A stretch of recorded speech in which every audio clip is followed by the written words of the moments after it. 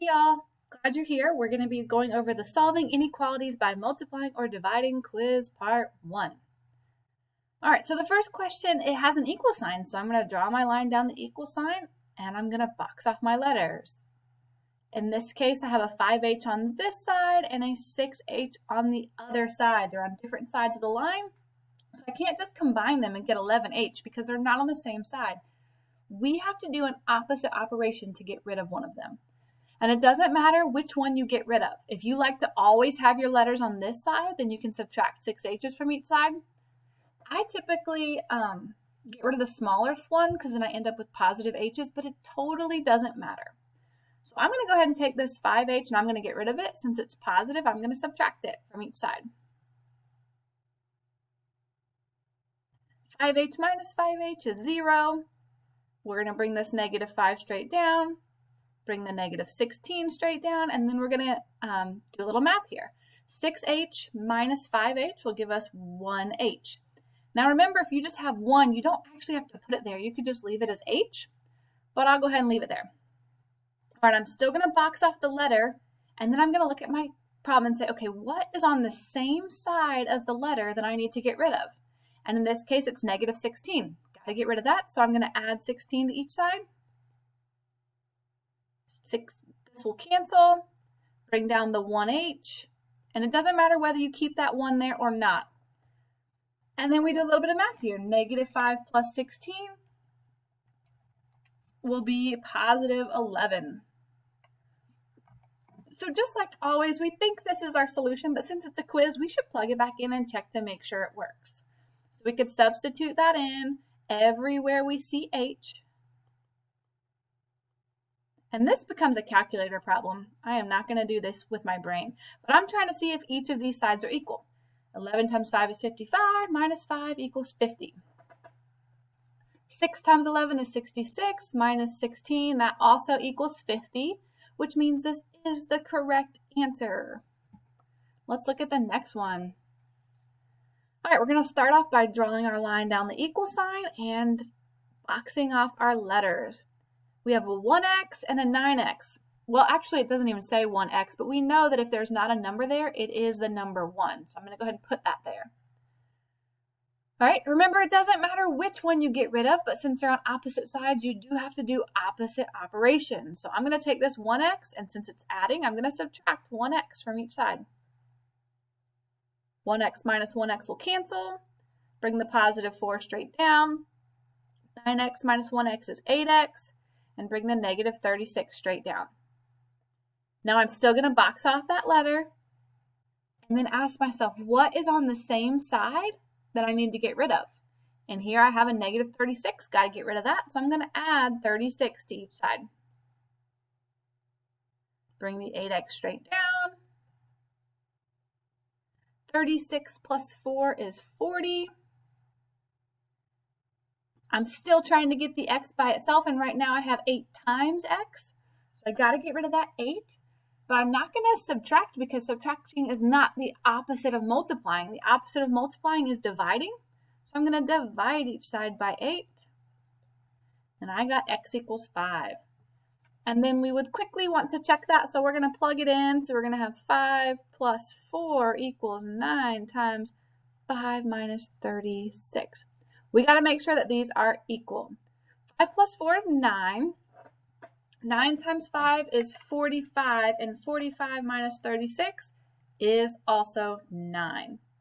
So it does check out, so we know that that is our correct answer.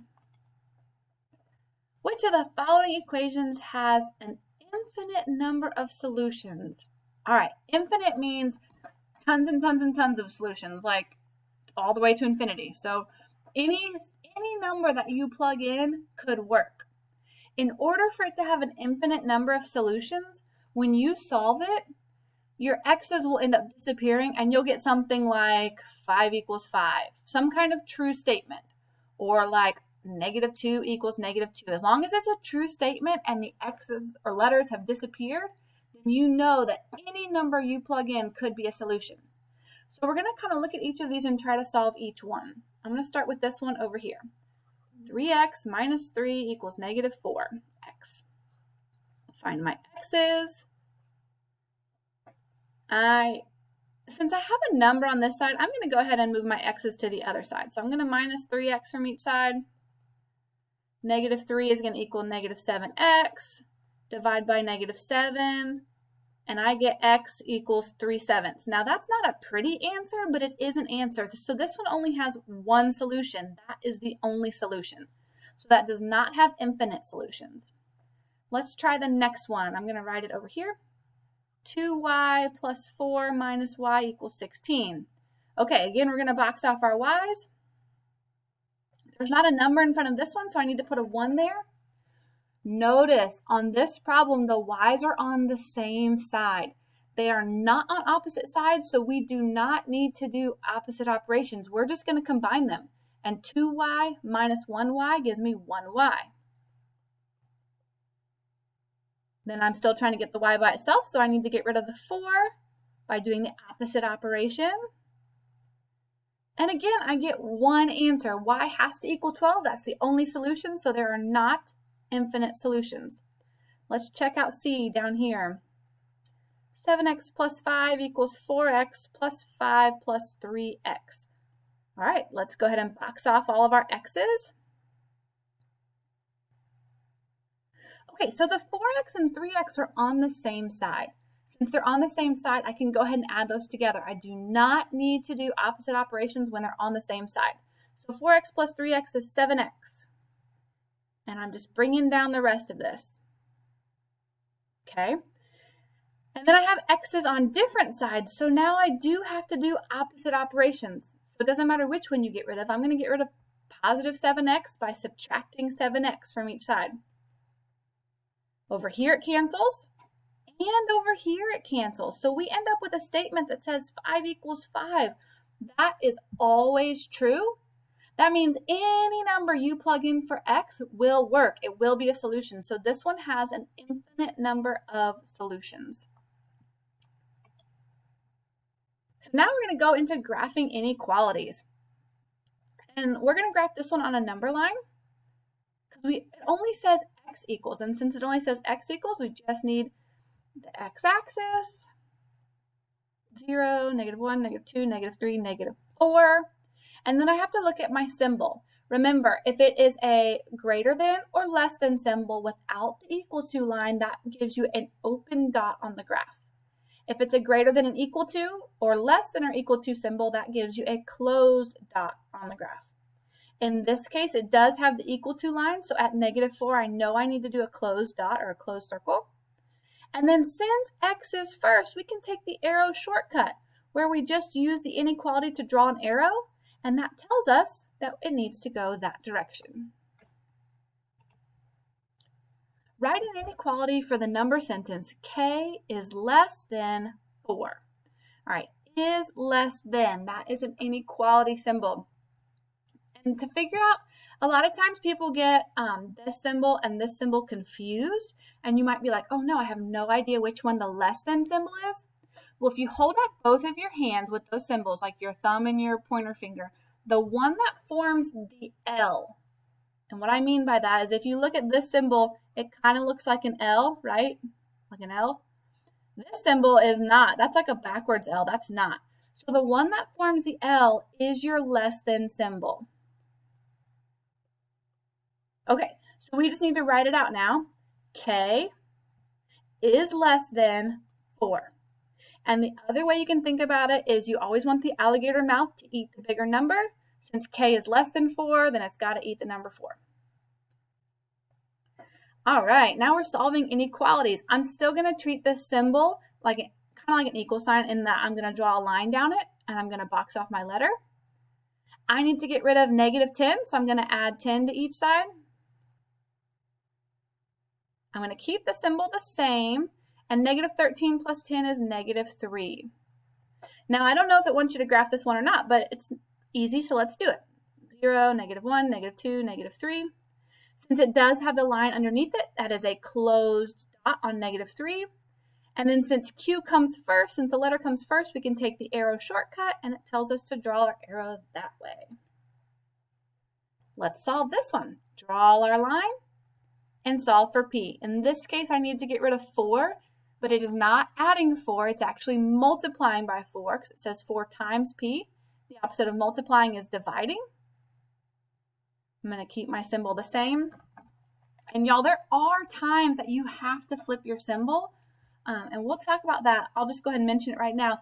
Anytime you multiply or divide by a negative number, you have to flip your symbol, your inequality symbol. But in this case, we divided by a positive 4, so we're going to leave it just like that. And if we wanted to graph it, we have 0, and then we go all the way over, way over here. We're just going to call this one positive 24.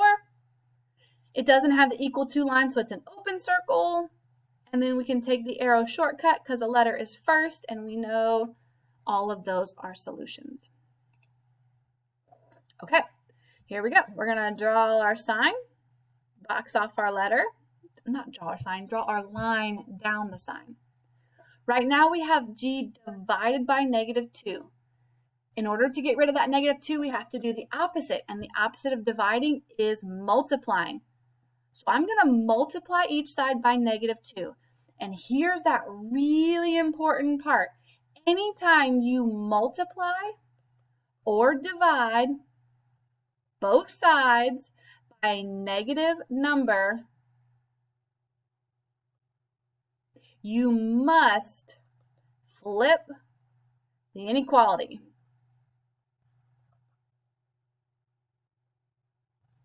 Since we multiplied both sides by -2, that's going to cancel. We're going to get g. We have to flip this inequality. It's now going to be a greater than symbol, no longer a less than symbol. And then we can do that in our calculator. -18 times -2 is positive 36. So anytime you multiply or divide both sides by a negative, you must flip that symbol. And that does make a huge difference, so don't forget it. And if we did happen to graph that, you have 0 somewhere, you have positive 36 over here. It's an open circle because it doesn't have the line under it.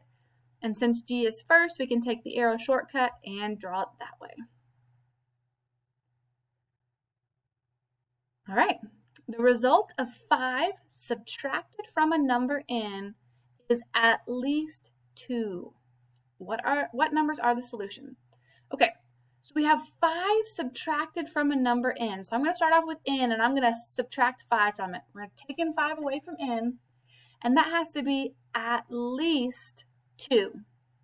And at least, like if you want at least $2 in your wallet, you need $2 or more. So at least is a greater than or equal to symbol. And if you can't remember which way is less than or greater than, remember, hold up your hands. The one that forms the L is less than. So we want the greater than symbol. So that's our equation. And then we want to know what the actual solutions are. So we're going to solve it. Draw our line, box off our letter. We need to get rid of -5. So we add 5 to each side. N is greater than or equal to 7. So that would be our solution. We don't flip our inequality sign because we did not multiply or divide by a negative. All right, I don't think I have time for part 2 in this video, so I'm going to make a separate video for part 2. Good luck on part 1. I hope this helps.